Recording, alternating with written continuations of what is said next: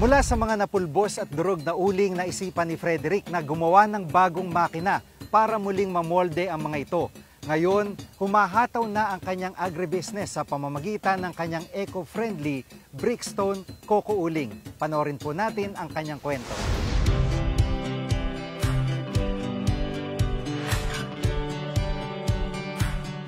Sa paglipas ng mga taon, iba't ibang mga teknolohiya ang nadidiskubre na paminsan-minsan ay nagsisimula lang sa isang aksidente. Bagamat hindi may tuturing na aksidente ang nangyari sa isa nating kababayan sa lalawigan ng Quezon, nakaisip siya ng isang bagong pamamaraan sa paggawa ng uling na eco-friendly at makakatulong pa sa iba pang mga farmers. Ito ang Brickstone Coco Uling sa Candelaria, Quezon. Ang Brickstone ay kinuha sa pangalan ng briquette at saka stone. Kasi ang charcoal na ginagawa namin ay, ang tawag ay charcoal briquette, tapos stone kasi para siyang bato.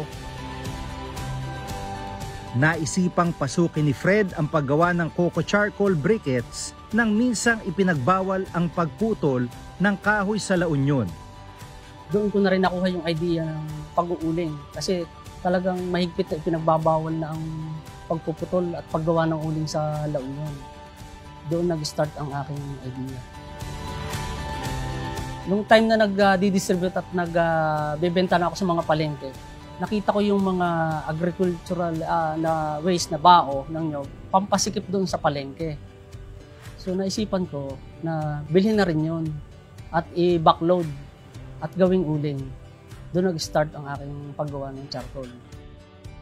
Hindi man agad na naging successful sa simula, ay hindi ito nakapigil sa kagustuhan niyang makabuo ng isang bagong pamamaraan sa paggawa ng uling. Minsan nga may bumili sa akin ng uling na bao. Sabi niya, bakit durog naman yung uling ko? Biniro ko siya na sinabi ko na pwede nating buuin yung mga durog na uling, yung powder na uling. Pwede nating buuin. Doon sa pagbibiro ko na yon sa customer, hindi ko sukat akalain na mangyayari pala yon, na pwede pala nating buuin yung mga durog at powder na uling. Mula doon sa mga powder at durog na uling, naisipan kong bumuo ng isang molde na makina na may motor upang maging premium ang uling at maging compact, mas matigas kaysa doon sa ating traditional na uling. Noong may molde na ako, naisipan ko din ang gumawa ng isang pulverizer o pandurog ng uling, mixer para doon sa paghalo ng binder na ginagamit para tumigas ang uling, tapos yung ating dryer pampatuyo.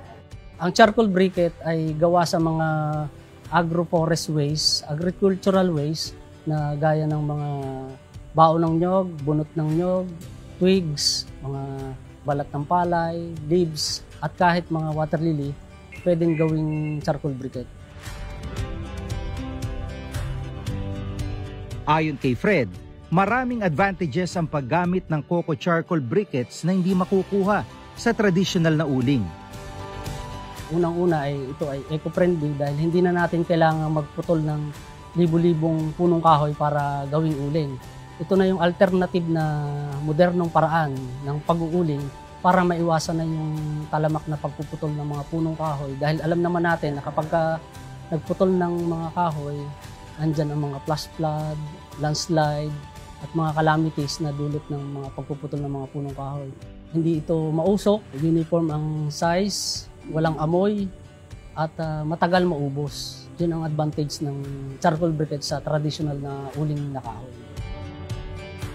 Naging kaagapay din ni Fred sa kanyang negosyo ang DTI.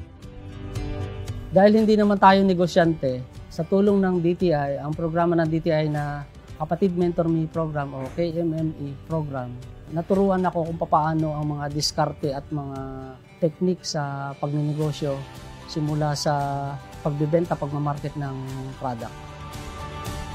At para sa hinaharap, ay ipagpapatuloy pa rin ng Brickstone Coco Uling ang kanilang advokasya na makatulong sa mga farmers. Plano ko in the future na matulungan at ma-educate yung ibang mga farmers para may mapaglagyan sila sa mga agricultural waste nila na pwede pampakinabangan.